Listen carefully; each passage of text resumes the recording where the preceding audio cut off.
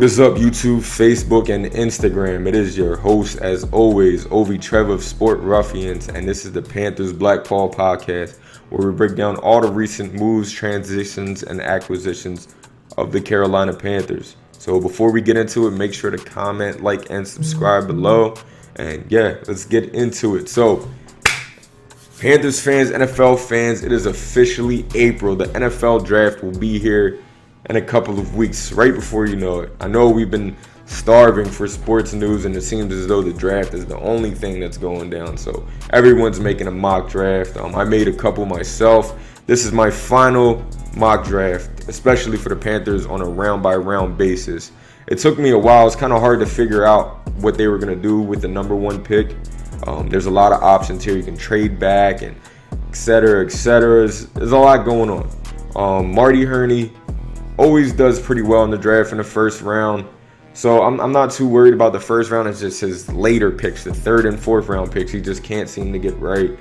But we're going to break that down in the video going ahead. So with the first pick, my first pick in the NFL draft for the Carolina Panthers, this one was a tough one, but I'm going to go with Isaiah Simmons, linebacker safety hybrid out of Clemson. He will most likely be our middle linebacker.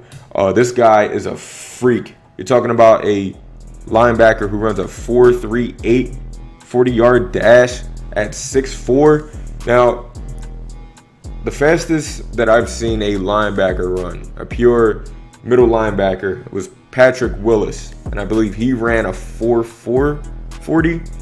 So this guy is a freakish athlete, man.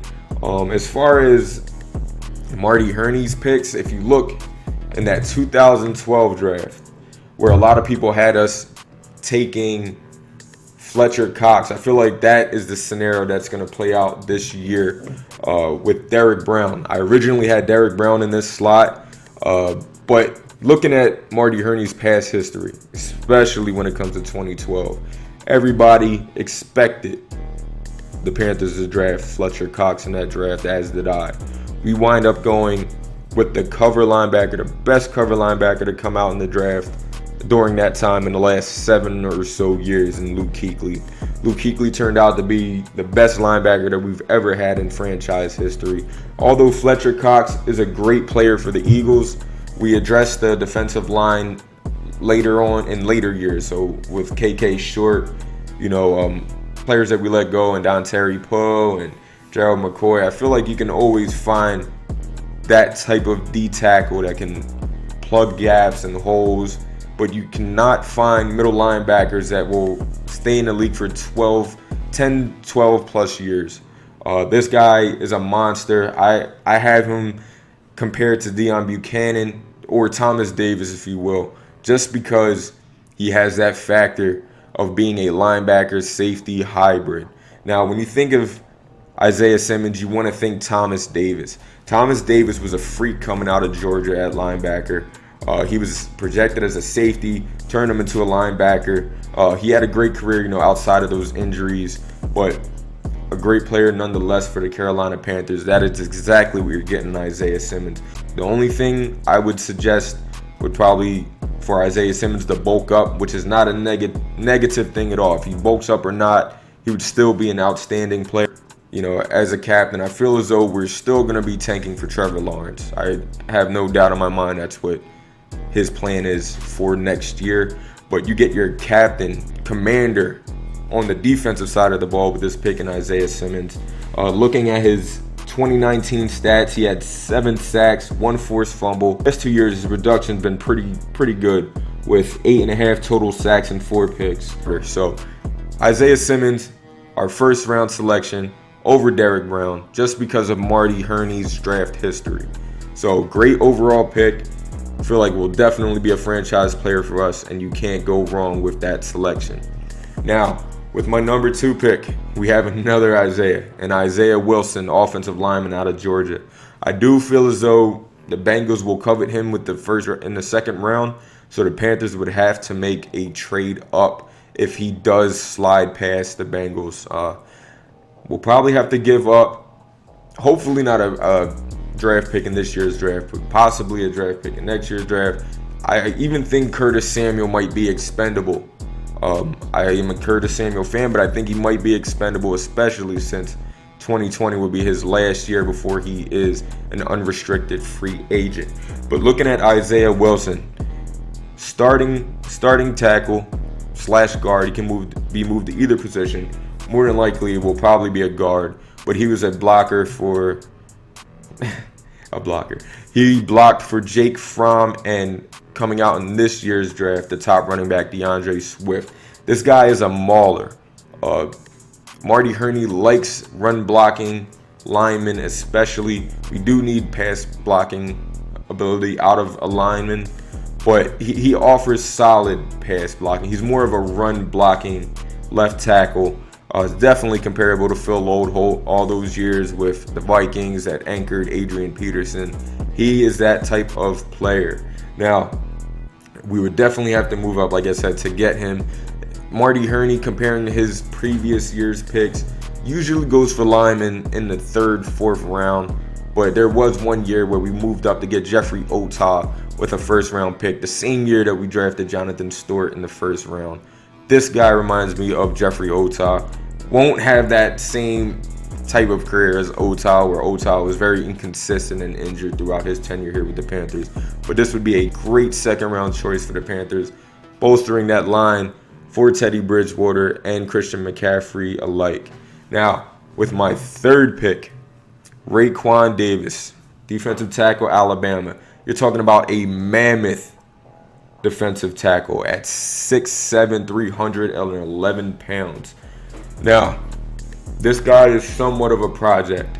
In his recent years, he hasn't really done much as far as pass rushing ability, but he was a clog on defense. In 2017, he had his best year with 8.5 sacks, which shows off his pass rushing ability. Over the last 2 years, has faltered as a pass rusher, but a great run stopper nonetheless. You pair him with Quan Short, who is our pass rushing D tackle. We are moving back. Yes, I'm happy about this move as well. With Matt Rule, we're moving back to a 4-3 base defense. And Brian Burns will come off the edge. He will be a defensive end. He's no longer playing linebacker.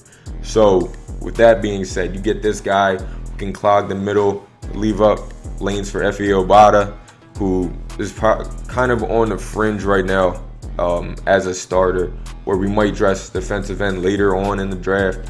But he would help solidify that line. Everett Brown. No, not Everett Brown. Derrick Brown would also do the same, but considering, Isaiah Simmons is a better fit, we can address that D tackle position later on in the draft. And Marty Herney does this a lot, man. He goes after linemen and usually takes them in the 3rd round. That's Marty Herney's thing. He likes taking linemen, especially later in the draft. I'd rather him take a lineman than a safety at this position, because the safeties that he's taken and the risk that he's taken in the 3rd round with Armani Edwards, which was just terrible, Sherrod Martin in the 2nd round. This guy cannot draft secondary players. He's not good at analyzing secondary players. Defensive tackle, Raekwon Davis would be great for this pick, and little to no downside on this move at all. So, comparison, he's definitely a Grady Jarrett comparison. A lot of people have him sliding down in the draft because they feel as though he is a 2-down run stopper. So, he would definitely have to get his conditioning under control. But I feel as though this would be a great pick for us in the 3rd round. Next up would be Essing Bailey, cornerback out of Wake Forest, standing at 5'10" and 190 pounds.